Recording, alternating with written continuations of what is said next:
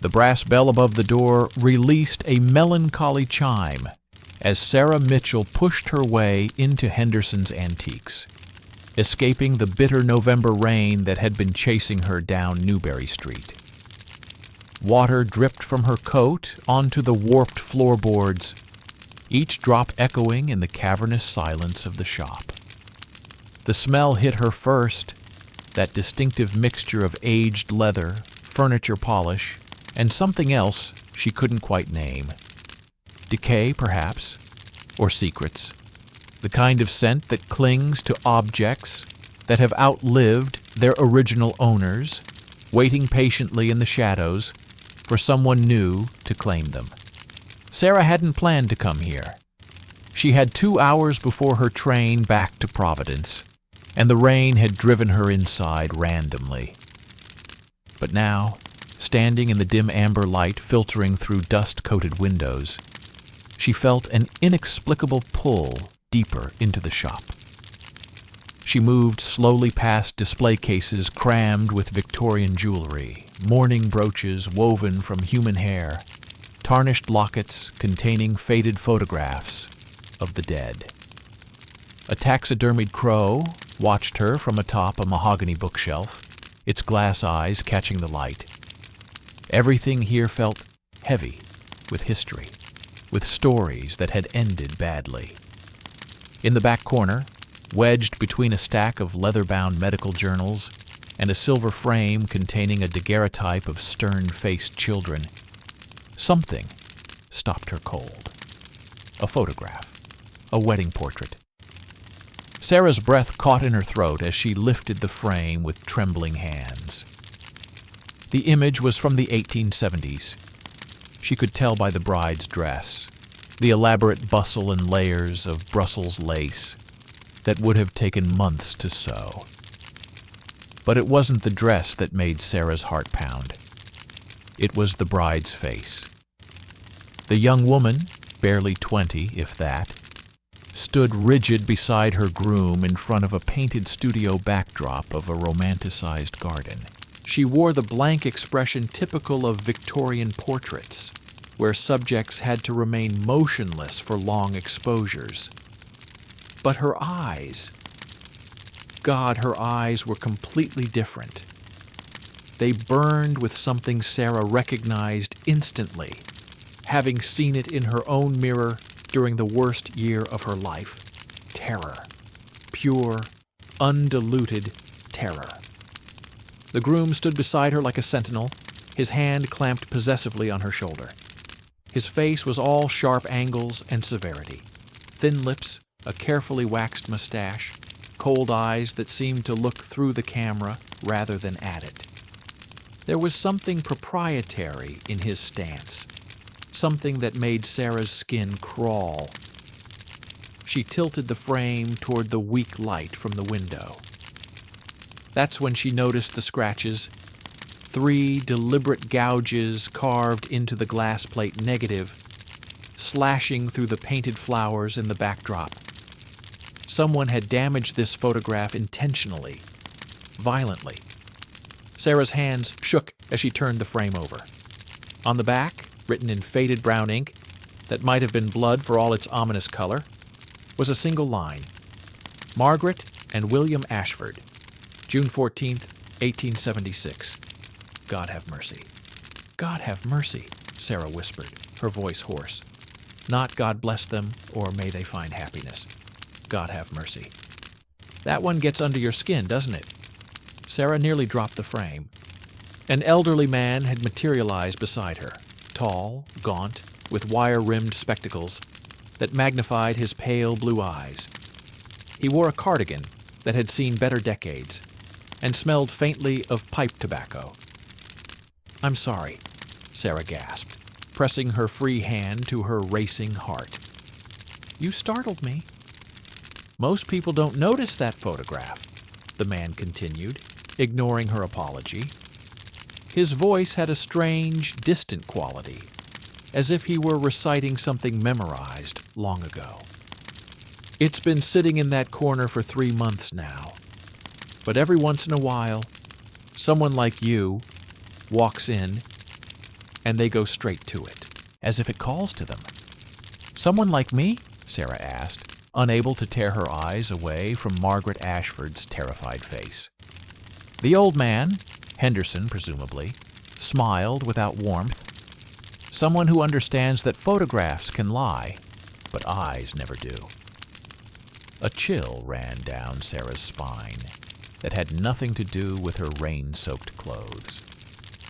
She looked back at the portrait, at the scratches on the glass, at the desperate plea written on the back. What happened to her? Sarah heard herself ask, though part of her wasn't sure she wanted to know. Henderson reached out and traced one finger along the edge of the frame, his touch almost reverent. "According to the estate, I acquired this from a great-niece who'd found it in her grandmother's attic. The bride in that photograph vanished exactly 1 hour after it was taken." He paused, letting the words settle like dust. June 14th, 1876. She posed for this portrait at Parker & Sons photography studio in Boston at 2 o'clock in the afternoon. By 3 o'clock, she had disappeared. Vanished without a trace. Never seen again? Sarah felt the room tilt slightly. That's impossible. Someone must have seen something. This was her wedding day. There would have been guests, family. Oh, there were witnesses, Henderson interrupted softly. Dozens of them at the church, waiting for a ceremony that never happened. But no one saw Margaret leave the photography studio. No one saw her on the street. She simply ceased to exist. The police searched for months. They questioned the groom, the photographer, everyone who'd been at the studio that day. Nothing. Sarah stared at the photograph, at Margaret's eyes that seemed to be trying to communicate something across nearly 150 years of silence. Those scratches on the glass, they looked fresh, as if someone had clawed at the image recently, desperately trying to warn people about something. "Who made these scratches?" Sarah asked, her voice barely above a whisper. Henderson's smile widened, and for a moment, in the amber light, he looked less like a kindly old shopkeeper, and more like something else entirely. "That, my dear, is the real question, isn't it? Some say it was Margaret herself before she ran. Others claim it was the groom after she disappeared, mad with grief or guilt. No one knows which. And some believe it was made by whoever found her body decades later, though no body was ever officially recovered." The photograph felt suddenly heavy in Sarah's hands, as if it were made of lead instead of wood and glass. Every instinct screamed at her to put it down, to walk away, to let Margaret Ashford's story stay buried, with whatever secrets had died with her. But Sarah didn't put it down. Instead, she heard herself say, "How much?" Sarah's apartment in Providence felt different that evening. The wedding portrait sat propped against the wall on her desk, still wrapped in brown paper that Henderson had tied with twine so old it frayed at the touch. She hadn't unwrapped it on the train ride home. Opening it surrounded by strangers felt wrong, disrespectful to whatever Margaret had endured. Now, alone in her studio apartment, with rain drumming against the windows, she carefully cut the twine and peeled back the paper. Margaret Ashford's terrified eyes stared back at her, and Sarah felt something twist in her chest. A familiar sensation she'd spent 3 years trying to forget. She knew that look.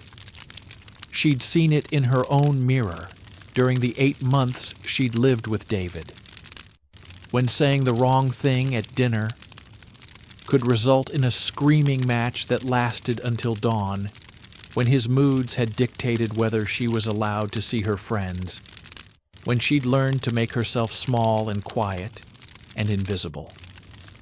Sarah forced herself to breathe slowly. That was over. David was 3 years in her past, a restraining order ensuring he stayed there. She'd rebuilt her life as a freelance researcher for historical documentaries, a solitary job that paid poorly but let her control her own schedule, her own space, her own choices. But looking at Margaret's face, Sarah saw herself. A woman trapped, desperate, and running out of options. She pulled out her laptop and began searching, fingers shaking slightly. Margaret Ashford, 1876, disappearance, Boston. The first few results were genealogy websites showing various Margaret Ashfords, none from the right time period. She refined her search, adding wedding and vanished. Nothing. Frowning, Sarah tried different combinations. A bride disappearing on her wedding day should have made headlines, especially in 1876 Boston. The newspapers of that era thrived on sensational stories. This would have been front-page material for weeks. After 30 minutes of dead ends, Sarah grabbed her phone and dialed Marcus Chen, a historian she'd worked with on 2 documentary projects. He specialized in Victorian-era Boston and had access to archives most researchers couldn't touch. He answered on the 3rd ring, sounding sleepy. "Sarah, it's almost midnight. This better involve either money or something historical enough to forgive the hour." The second one, "I need you to look something up for me. June 14th, 1876. Boston. A bride named Margaret Ashford who supposedly disappeared on her wedding day." There was a pause, then the sound of Marcus sitting up. His voice sharpened with interest. "Disappeared how?" "That's what I'm trying to find out. According to the man who sold me her wedding portrait, she vanished an hour after it was taken. Just gone. No trace." "Huh? Give me a minute." Sarah heard the clicking of a keyboard, then a long silence, punctuated by Marcus's occasional muttering. 5 minutes passed. "That's weird." "What?" "I'm in the Boston Daily Globe archives, the evening transcript, the smaller papers. June 1876. There's nothing about any bride disappearing. No Margaret Ashford at all." Sarah's pulse quickened. What about official records? Marriage licenses? Death certificates? More typing. Sarah could picture Marcus in his cluttered home office, surrounded by books and printouts, squinting at his monitor through his ever-present coffee-stained reading glasses. "Okay, here's something," he said finally. "Marriage license issued June 14th, 1876 to William Ashford and Margaret Sullivan." "But Sarah, the license was never filed with any church or the city clerk. It's like they got the paperwork, and then the wedding just didn't happen." Sarah stared at the photograph. "What about Margaret Sullivan? Can you find anything about her before June 1876? "Searching now." "Okay. Margaret Sullivan, born March 1856 in Boston, to Irish immigrants, Patrick and Eileen Sullivan. Father was a dock worker. Mother died in childbirth. Looks like Margaret was raised primarily by her father. She worked as a seamstress. Would have been 20 years old in 1876. Marcus paused. "Sarah, this is getting strange. After June 1876, there's absolutely no record of Margaret Sullivan anywhere. No death certificate, no census records, no marriage to anyone else. She just vanishes from all documentation." "And William Ashford?" "Also strange. William Ashford appears in the 1875 Boston City Directory as a merchant with an address on Beacon Hill. That's wealthy territory. After 1876, there's one more listing for him in 1877, same address. Then nothing. He disappears from records too." Sarah felt the room tilt slightly. "Both of them vanished?" "From official records, yes, but there's something else." Marcus's voice dropped lower, the way it always did when he'd found something significant. I'm looking at the police logbooks now. We digitized them last year. There's a notation from June 15, 1876. One day after that wedding license was issued. Officers were called to an address on Beacon Hill, William Ashford's address, regarding a disturbance. When they arrived, the house was empty. Front door standing open, broken glass, furniture overturned. But no occupants. The case was marked abandoned property and closed. Sarah's mind raced. Can you tell me anything else about that house? Who owned it? What happened to it? Not off the top of my head, but I can dig deeper tomorrow. Sarah, why are you so fixated on this? What's going on? Sarah looked at Margaret's eyes in the photograph. Eyes that had been screaming silently for 149 years. I think someone went to a lot of trouble to make sure Margaret Ashford's disappearance was forgotten.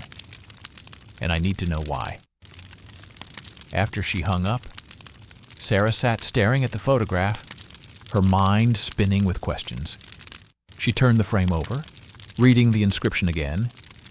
Margaret and William Ashford, June 14th, 1876. God have mercy. Not Sullivan. Ashford.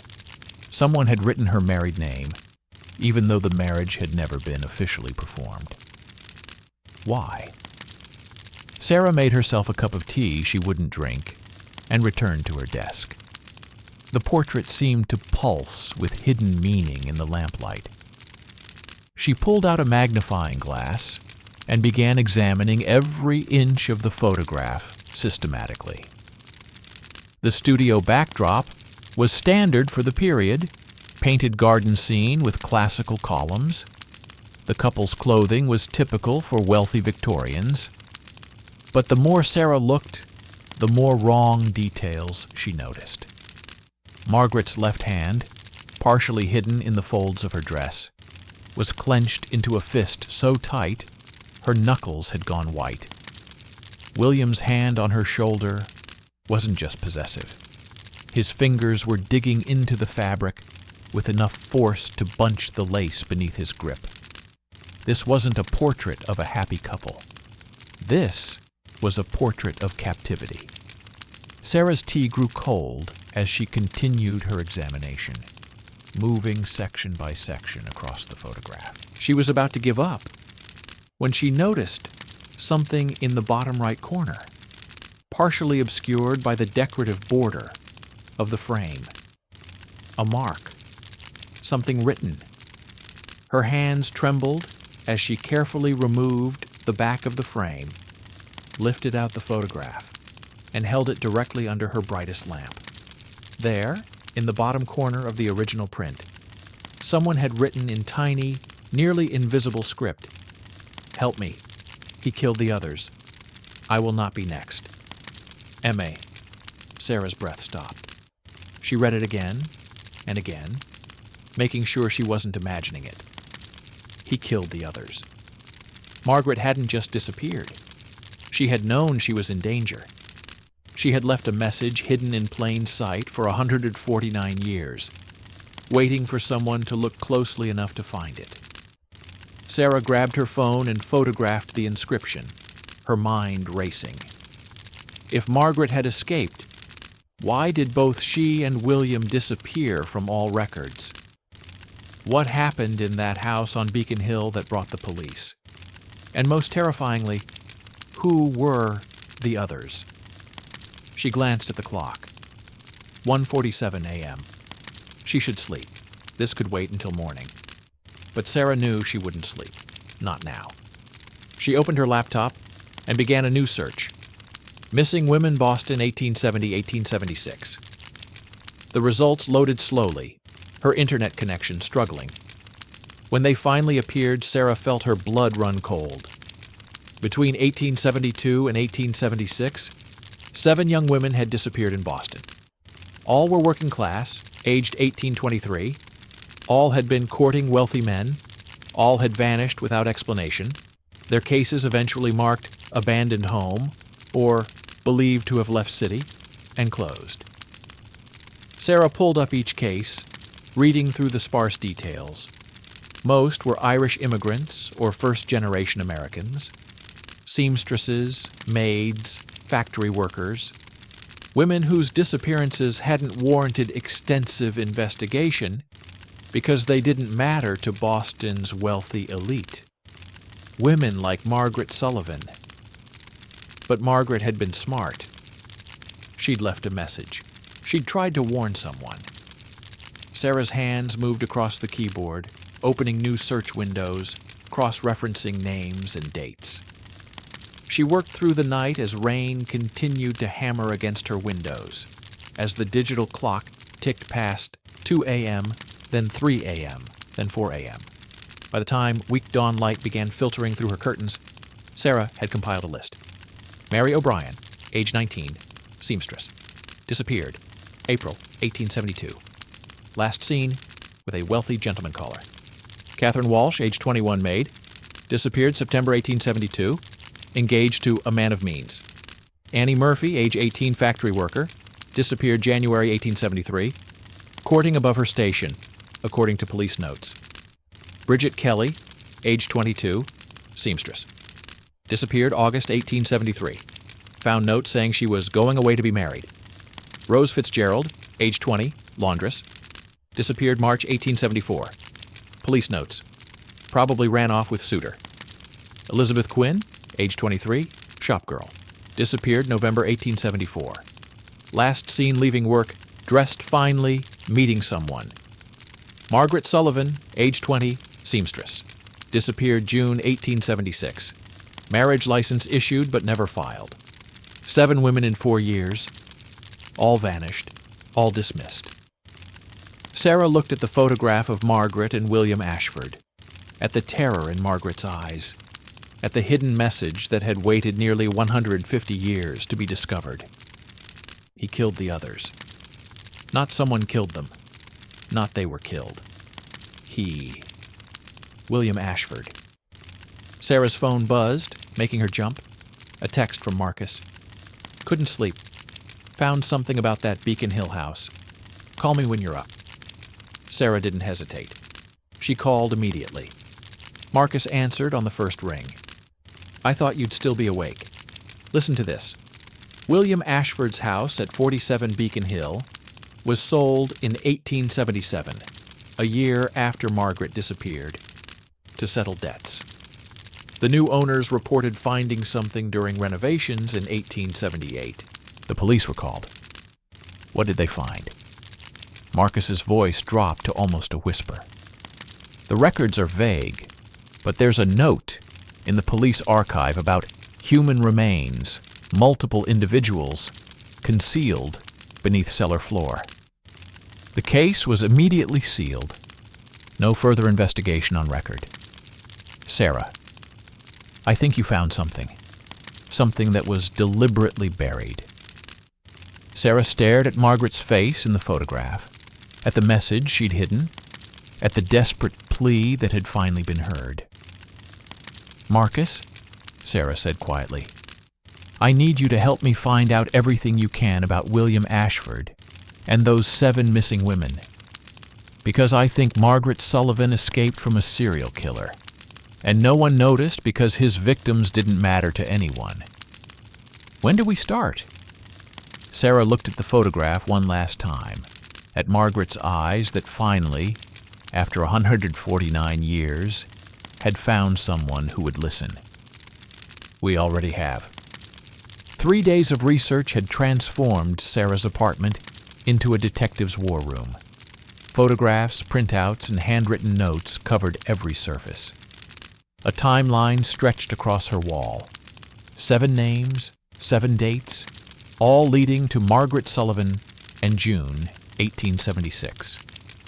Marcus had become equally obsessed, but his search through Boston's archives had hit dead end after dead end. The Catholic churches that had served the Irish community in the 1870s had either been demolished or had lost their records to fires and floods. St. Patrick's had nothing. Sacred Heart's records started in 1885. Even the Archdiocese archives yielded only baptismal registries and marriage records. Nothing that mentioned the missing women. On Thursday morning, Marcus called Sarah, his voice hoarse from lack of sleep. "I think I found something, but I need your help. Can you meet me at the Historical Society?" An hour later, Sarah stood in a cramped basement archive room that smelled of mildew and old paper. Marcus looked exhausted, his eyes red-rimmed, still wearing yesterday's clothes. "I've been here since 6 a.m., he said, gesturing at the boxes surrounding him. "These are records from St. Mary's Church, the one that burned down in 1923. Most of their documents were destroyed, but a parish member saved some things from the fire. They've been sitting in storage for over a century because no one thought they were important enough to catalog." Sarah knelt beside an open box filled with water-damaged ledgers and loose papers. "What are we looking for?" "I don't know yet. But St. Mary's served the Irish dock workers and their families in the 1870s. If any of those missing women attended church, it would have been here." They worked in silence for 2 hours, carefully examining each document. Sarah's back ached, her eyes burned, and she was beginning to think this was another dead end when Marcus suddenly went still. "Sarah," he whispered, "look at this." He held up a leather-bound journal, its cover warped from water damage. The pages were brittle and stained, but the handwriting inside was still legible. "Father Thomas O'Malley," Sarah read from the first page. "Parish Journal, 1865 to 1877. Marcus's hands trembled as he carefully turned pages. "Sarah, he documented everything, confessions, obviously not the details, but look." He pointed to an entry dated April 1872. "Mary O'Brien came to confession in great distress. She mentioned a wealthy suitor who frightened her, something wrong in his eyes. I counseled her to trust her instincts. She left looking unconvinced. God protect her." Sarah's breath caught. Mary O'Brien was the first woman to disappear. "Keep reading," Marcus said, his voice tight with emotion. Sarah turned pages, finding more entries that made her hands shake.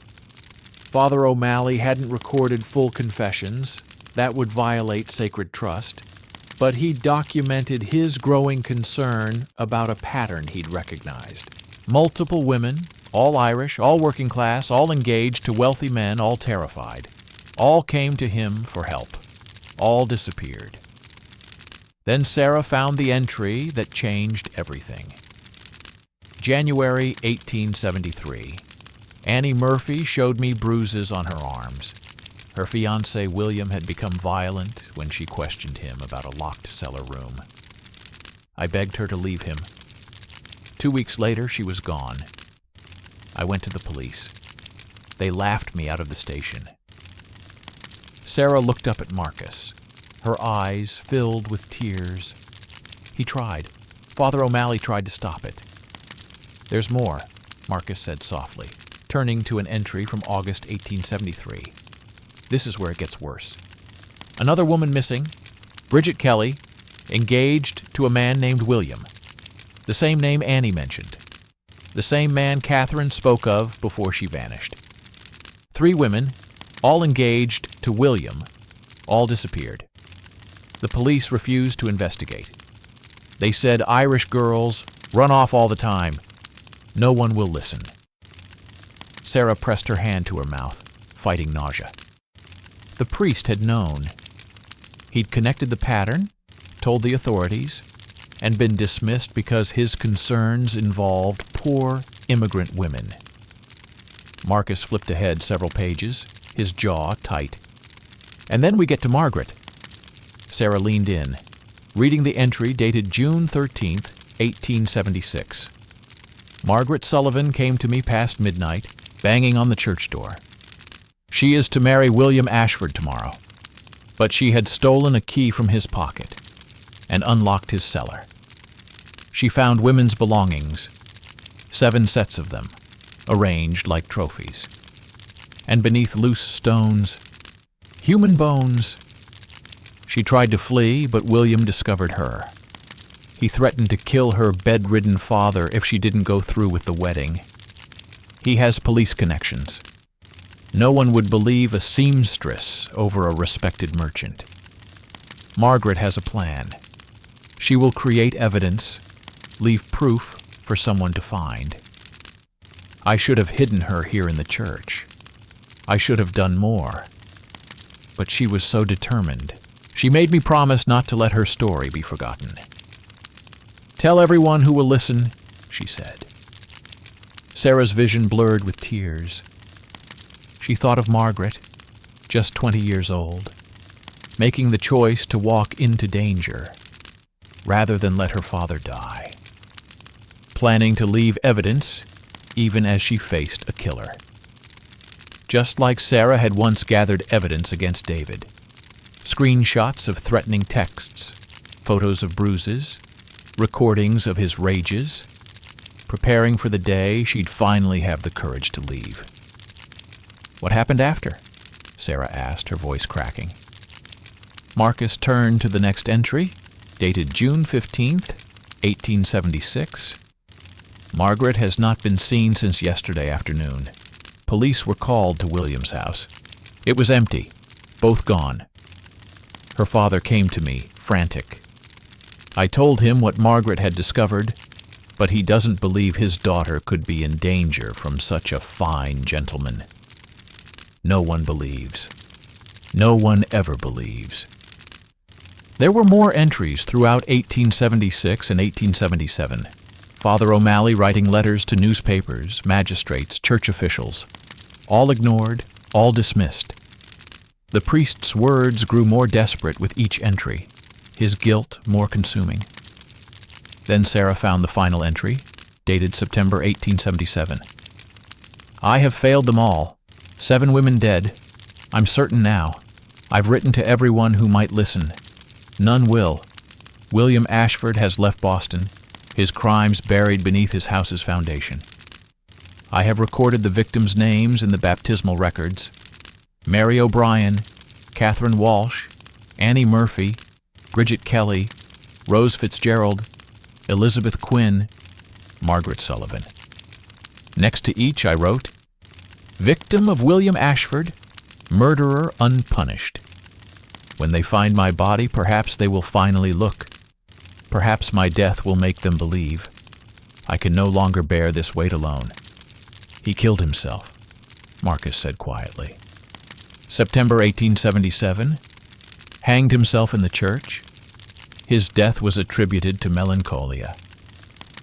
Sarah wiped her eyes, her grief transforming into cold rage. And nobody investigated. Nobody looked at those baptismal records. St. Mary's burned down in 1923.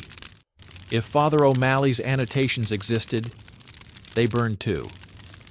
Sarah stared at the journal, at the desperate words of a man who had tried everything to save these women and had been systemically ignored. "We need to find out what happened at William's house. There has to be more." Marcus pulled out his laptop. "I've been trying for days to access the police reports from 1876, 1878, but they're sealed. I finally got through to someone at the city archives this morning. They said I'd need special authorization because the case involves, and I quote, 'sensitive historical matter.'" "Sensitive?" Sarah's voice rose. 7 women were murdered. "I know, but someone doesn't want this story told." Marcus typed rapidly, then turned his screen to show Sarah a property record. William Ashford's house at 47 Beacon Hill was sold in 1877 to settle debts. The new owners, the Morrison family, did renovations in 1878. He pulled up another document, a brief police report, barely a paragraph long. Officers responded to 47 Beacon Street regarding discovery of human remains during construction. Multiple individuals, partially skeletal, found beneath cellar floor. Investigation ordered. "And then what?" Sarah demanded. Marcus showed her the next document, a letter dated 2 weeks later. "To whom it may concern, the remains discovered at 47 Beacon Street have been examined and determined to be of historical significance only. No criminal investigation warranted. This matter is considered closed. By order of Police Commissioner Charles Ashford." The room seemed to tilt. "Ashford," Sarah breathed. "William Ashford's brother," Marcus confirmed. "Charles was appointed police commissioner in 1876, right when Margaret disappeared. He sealed every investigation. He's why no one was ever held accountable." Sarah looked at the wedding portrait still visible in her bag, at Margaret's terrified eyes staring out from history. "She tried to warn us. Father O'Malley tried to warn us. The construction workers found the bodies. All the evidence was there. But powerful men buried it," Marcus finished. Sarah nodded slowly, then something occurred to her. She pulled out Father O'Malley's journal again, rereading his final entry. "One who may have escaped. Marcus," she said slowly, "Father O'Malley wrote that Margaret may have escaped, not died, not was killed, escaped. What are you thinking?"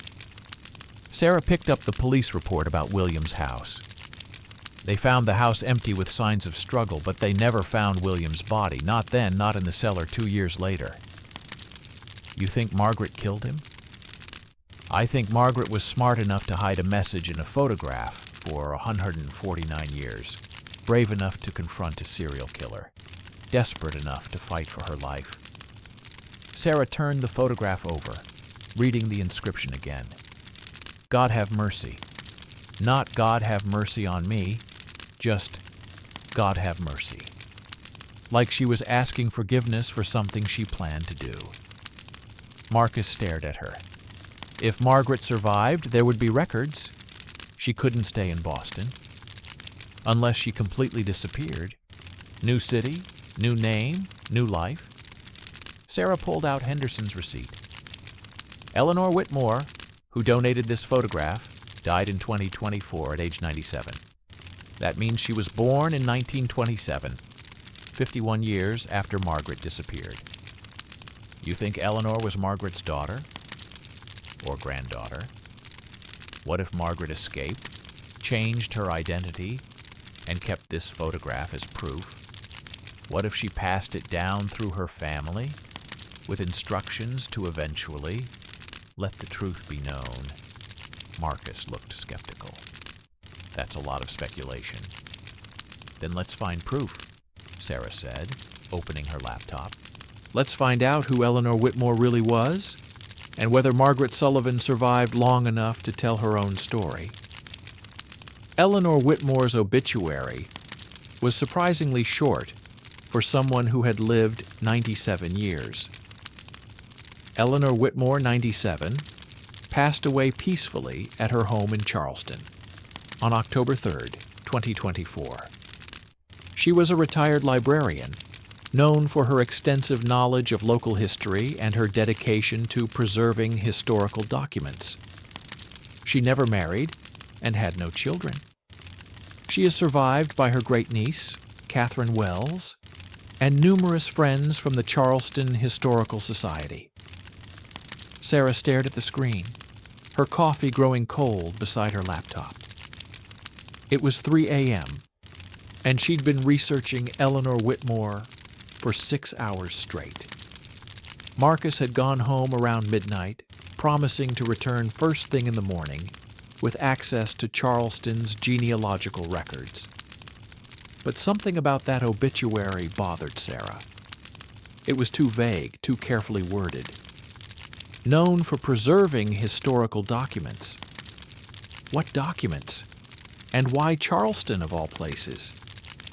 She searched for Eleanor's name combined with Charleston Historical Society and found a brief article from 2015 about a donation Eleanor had made to the Society's archives.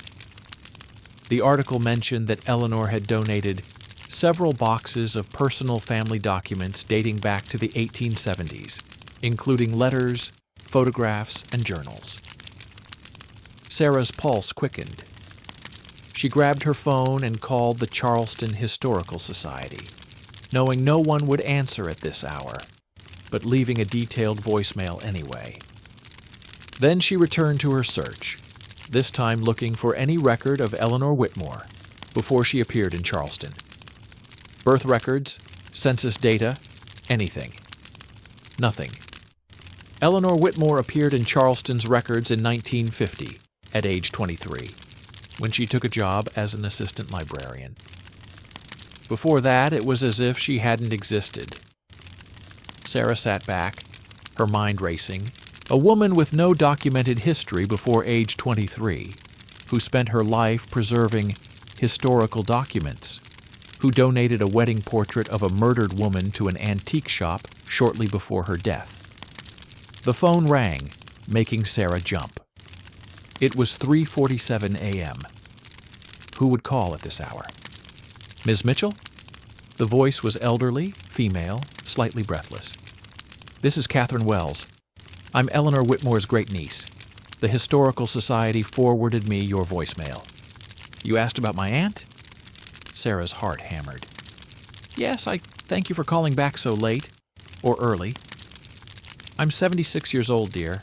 I don't sleep much anymore. Catherine's voice held a hint of amusement.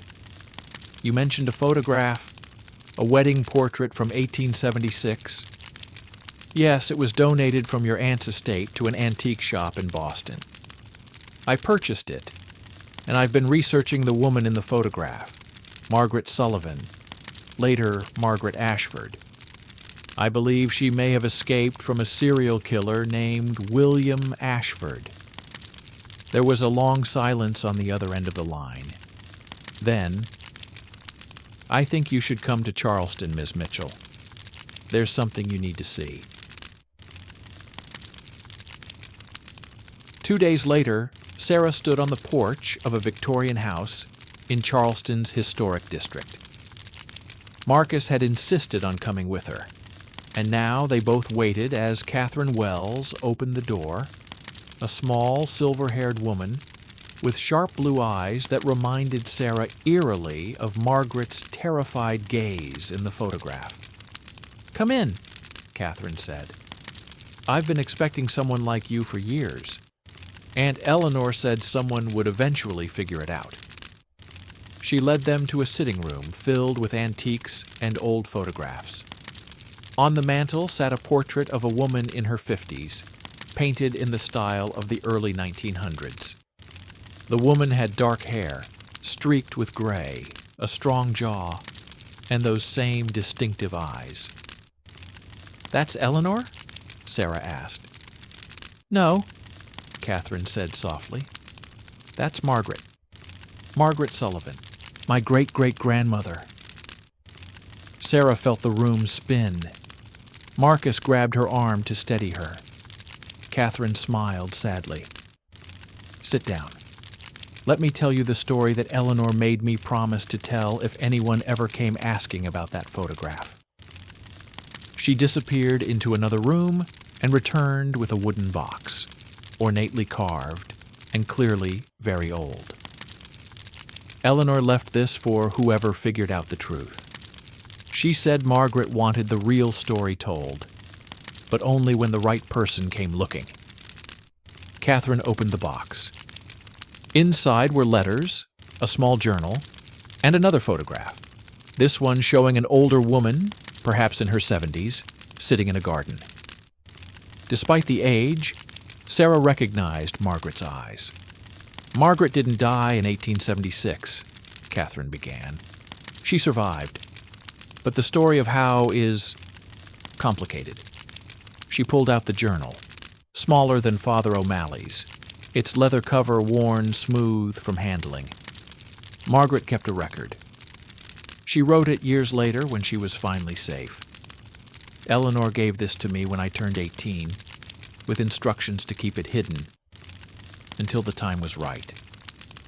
Sarah opened the journal with trembling hands. The handwriting was elegant, but shaky, as if written by someone whose hands no longer worked properly. The first entry was dated June 1920. I am 74 years old, and I have carried this secret for 44 years.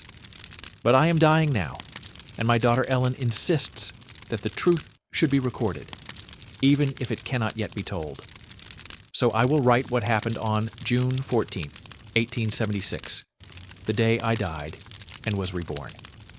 Sarah began to read aloud, her voice shaking. I was engaged to William Ashford for 3 months before I discovered what he was. He was charming at first, generous, attentive. My father was dying of consumption, and William promised to care for him if I married him. For a seamstress with no family but a sick father, it seemed like providence. But I began to notice things. Other seamstresses in Boston knew William's name. They would grow quiet when it was mentioned. One girl, Rose, pulled me aside and warned me not to marry him. She said her sister had been engaged to a wealthy man named William, who collected working-class girls. Her sister had disappeared 3 years ago. I should have listened. But I thought Rose was mistaken. Jealous, perhaps. I was a fool. 2 weeks before the wedding, William gave me a key to his house so I could begin moving my things. He was called away on business one afternoon, and I decided to explore my future home. That's when I found the locked cellar door. Sarah turned the page, her hands shaking. I used his key ring to try different keys until one worked. The cellar was... I have no words even now to describe what I found. It was arranged like a shrine. 7 alcoves, each containing women's belongings. Dresses hung on hooks. Shoes arranged neatly beneath them. Hairbrushes, jewelry, even locks of hair preserved in lockets. And names carved into the stone above each alcove. Mary, Catherine, Annie, Bridget, Rose, Elizabeth. In the center of the room was an altar of sorts, with a Bible and what looked like wedding vows written in William's hand. He had married them all, in his mind at least, and then he had killed them. I found the loose stones in the corner. Beneath them, wrapped in cloth, were bones. Small bones, finger bones, which he had kept as trophies. I vomited on his cellar floor. Then I ran. Marcus made a choking sound. Sarah forced herself to continue reading. William caught me trying to leave. He was apologetic at first, almost gentle. He said he loved me, that I was special, that I was meant to be his forever. He said the others had disappointed him, but I would be different. When I tried to run, he struck me. Then he told me calmly that if I didn't marry him, he would kill my father. His brother Charles was a police commissioner. No one would believe me over him. If I told anyone, I would be locked away in an asylum as a hysterical woman, and my father would die alone. I had no choice. So I agreed to go through with the wedding portrait the next day. But I had a plan. Sarah's voice cracked as she read the next section. I went to Father O'Malley that night. He wanted to help, but I knew no one would believe us, so I made a different choice. I would leave evidence in the photograph, a message hidden where only someone looking very carefully would find it. And then I would kill William Ashford. I had never killed anything larger than a mouse, but I knew that if I didn't stop him, he would kill me and then find another girl to replace me, and another, and another. On June 14th, we went to the photography studio. I posed for that portrait with Death standing beside me, his hand on my shoulder. I scratched the glass plate when the photographer wasn't looking, 3 marks for the 3 years William had been killing.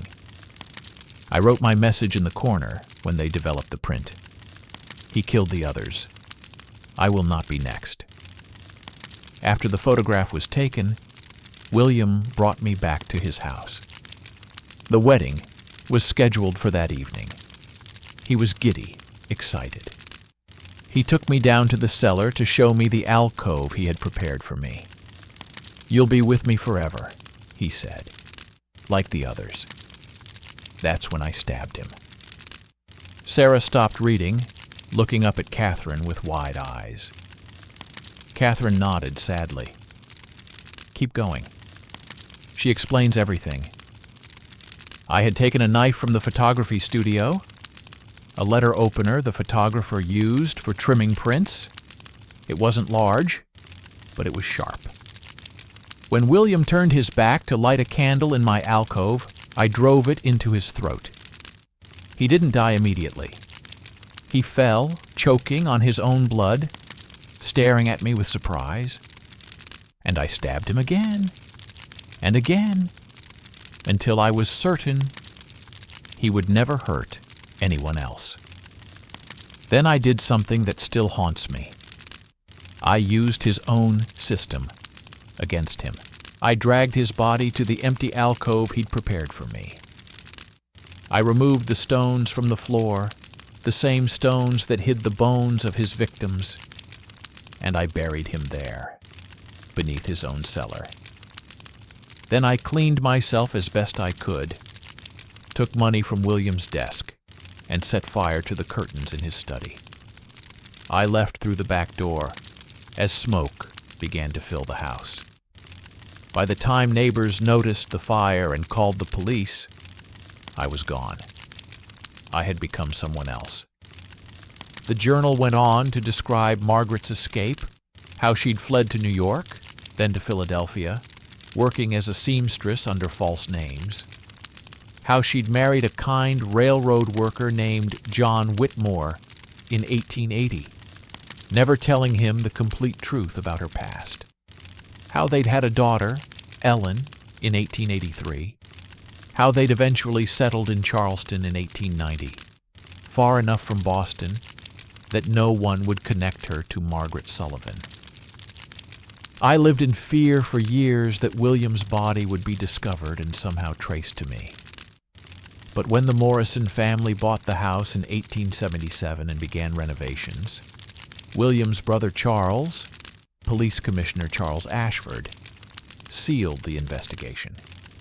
He claimed the bodies found in the cellar were historical remains.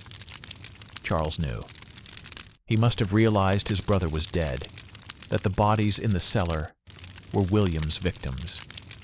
But he protected his family's reputation by burying the truth. In doing so, he gave me my freedom, though he never knew it. I have lived a good life. My husband John was kind. My daughter Ellen is strong and brilliant. I have grandchildren now. But I have never forgotten the women William killed, or Father O'Malley who tried to save us all. I keep the wedding portrait as evidence of what happened, and as a reminder.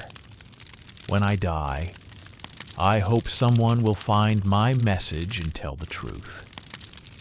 Those women deserve to be remembered not as girls who ran off, but as victims of a murderer who was protected by wealth and power. My name is Margaret Sullivan Whitmore, and this is my confession and my testimony. Sarah closed the journal, tears streaming down her face. The room was silent, except for the ticking of an old clock on the mantel. Margaret lived until 1931, Catherine said quietly. She was 75 years old. She never told anyone the complete truth except her daughter Ellen, my great-grandmother. Ellen told Eleanor, and Eleanor told me. We've been keeping the secret for 4 generations, waiting for someone to look closely enough at that photograph to see Margaret's message. "Why not just come forward?" Marcus asked. "Why keep it secret?" "Because even in death, Margaret would have been blamed, Catherine said bitterly. A working-class woman who killed a wealthy man, even in self-defense, even with evidence of his crimes, she would have been hanged or locked away. The Ashford family was too powerful. So she chose to live, to have a family, to survive. And she asked us to tell her story only when the world was ready to believe that sometimes the victim who fights back isn't the villain. Sarah looked at the portrait of Margaret on the mantel. Older, safe, free. She saved herself. She did, Catherine agreed. And in doing so, she stopped William from killing anyone else. 7 women died, but Margaret made sure she wasn't the 8th. She made sure there would never be a 9th. Sarah touched the wooden box, the journal, the photograph. Can I tell her story? Can I finally give those 7 women their names back? Catherine smiled. That's exactly what Aunt Eleanor hoped you'd ask. That's why she donated the wedding portrait. She knew someone would eventually see what Margaret left behind and care enough to investigate. Yes, Ms. Mitchell, tell their story. Tell the truth. Margaret's been waiting 149 years for someone to listen. 6 months later, Sarah stood in front of a memorial in Boston's Public Garden. 7 bronze plaques bore the names of William Ashford's victims: Mary O'Brien, Catherine Walsh, Annie Murphy, Bridget Kelly, Rose Fitzgerald, Elizabeth Quinn, and Margaret Sullivan, whose names Sarah had insisted on including because Margaret had been a victim even though she'd survived. The memorial had been funded by a viral video Sarah had created, telling Margaret's story and the stories of all 7 women. The video had been viewed millions of times. Historians had verified Sarah's research. The city of Boston had formally apologized for the failure to investigate the disappearances. And the Ashford family, descendants of Commissioner Charles Ashford, had issued a public statement acknowledging their ancestors' role in covering up his brother's crimes. Marcus stood beside Sarah, along with Catherine Wells, who had traveled from Charleston for the unveiling. She would have been proud, Catherine said, touching Margaret's plaque. All of them would. Sarah thought about Margaret's hidden message, waiting 149 years to be seen. She thought about Father O'Malley's desperate journal entries. She thought about all the times throughout history when women's voices had been silenced, their stories buried, their truths dismissed. But not this time. This time, someone had listened. End.